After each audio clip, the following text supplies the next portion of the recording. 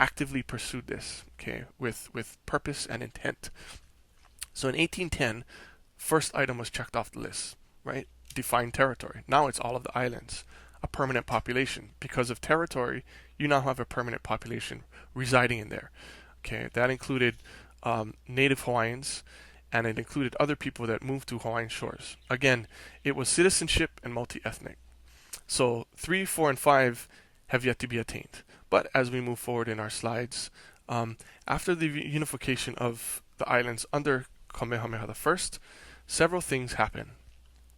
Okay, so if you look at the first bullet point, Kamehameha establishes a Kamehameha dynasty.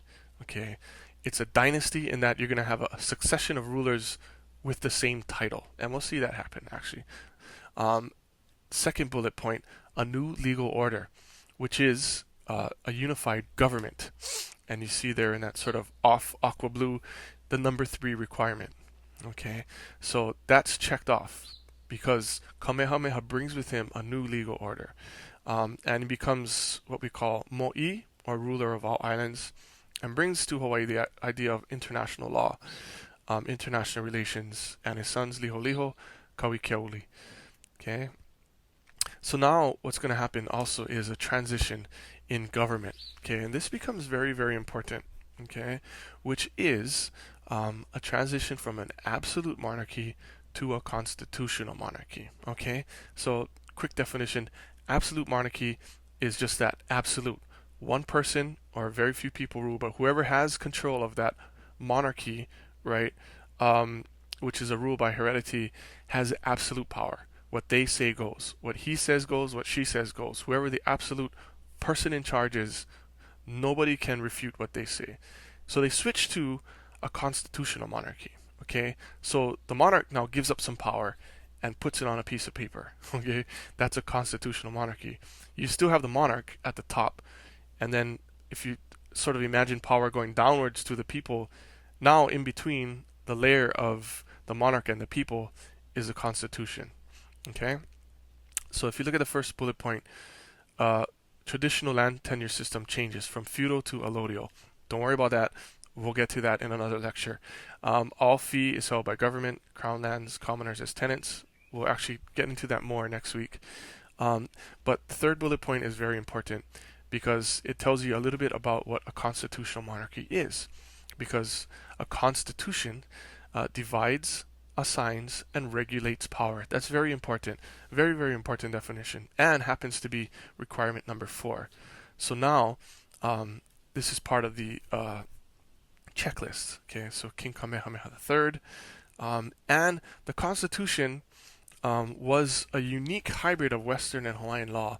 So these constitutional elements were drawn from the United States, from Europe, but also it was given a predominantly Hawaiian flair to it. It had Hawaiian traditions and Hawaiian notions written into the law. Okay, international relations, emissaries, and the goal was to join the family of nations, or right here the number 5 requirement. Okay, so let's kind of review the Kamehameha and Kalakaua dynasties. So HHN, King Kamehameha I, 1810 to May 8th, 1819, and HHM, King Kamehameha II, Liholiho. Can anybody tell me what HHM means? Maybe I'll give you the answer at the end. So May 8th, 1819 to 1824, Kamehameha III, King Kamehameha III, Kauikeauli.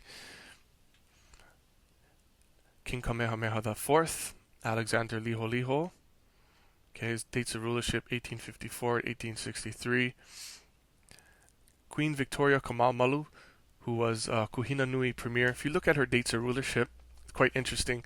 Usually in the lineup of the Hawaiian monarchs, Queen Victoria Kamamalu is not presented. She actually, in a historical, just sort of faux pas, kind of a neat thing that happened, she was actually queen for a single day on that day.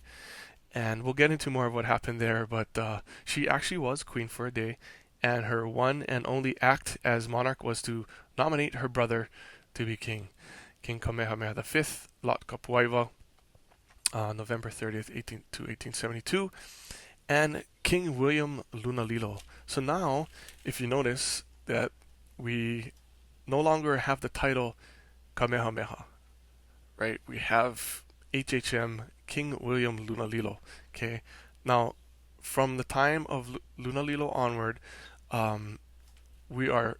This is now the Kalakaua dynasty. This is not the Kamehameha dynasty. Okay, so we're actually shifting, and this is really because of genealogy. The Kamehamehas were all of closer lineage, and Kalakaua, Lunalilo, Liliuokalani were of a different lineage, so they could not take the dynastic name of Kamehameha. Okay, and King David Kalakaua, and our last reigning monarch, Queen Liliuokalani. Okay, so HHM, if you guys want to know, stands for His Hawaiian Majesty, or in the case of our queen, Her Hawaiian Majesty. Okay, H meant Hawaiian. His Hawaiian Majesty. Isn't that beautiful? That's really nice. But I also want to include one more person in our lineup here, who is Her Hawaiian Majesty Queen Kapi'olani. Okay, Kapi'olani was not an official ruling monarch, but since our school bears her name, I think it's very just and appropriate to pay homage to her. Queen Kapi'olani, of course, was the wife of King Kalakaua. Okay, so those are a bit of our monarchs, and we're gonna go into more detail about their rulerships and the things that happened during their times in about a week or two. Okay. However, let's move on into finishing our lecture here because we don't want to run too long and broke your ears. Okay, Hawaiian flag flying at the Hague in the Netherlands, which was kind of a unique event. The only time the Hawaiian flag is actually flown in an international arena. Okay, so you guys have a non-forum assignment which has to deal with the constitutions. So we're going to take a look at a few excerpts of our constitutions. I think our constitutions are very fascinating and reveal to us who our monarchy was and what happened in the land at the time. Okay, so let's take a look at our 1840 Constitution. And again, it's a constitutional monarchy because it says in Article 15, these are the persons who have had the direction of it, meaning the government, from that time down, Kamehameha II, Ka'ahumanu, and at the present time, Kamehameha III. These persons have had the direction of the kingdom down to the present time, and all documents written by them and no others are the documents of the kingdom. Okay, and the kingdom is permanently confirmed to Kamehameha III and his heirs. Okay, so it tells you in the Constitution, it's law, who is the monarch. Okay, so another highlight of the 1840 Constitution, and this is interesting because it touches on one of the 5 elements. It shall also be his prerogative, the king, to form treaties with the rulers of all other kingdoms, and to receive ministers sent by other countries.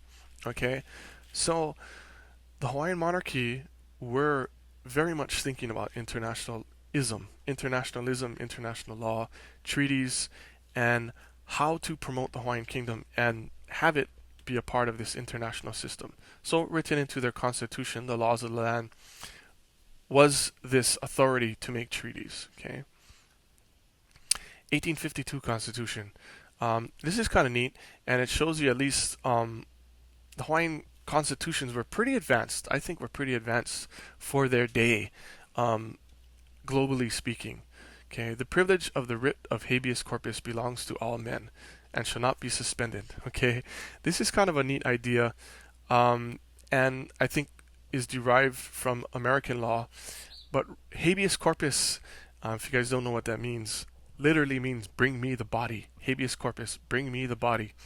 So if you see in like a show like Law and Order or something like that, what this means is that if someone's accused of a crime, right, they have the right to defend themselves. Okay, so imagine if you were accused of committing a crime, and without you being present, the judge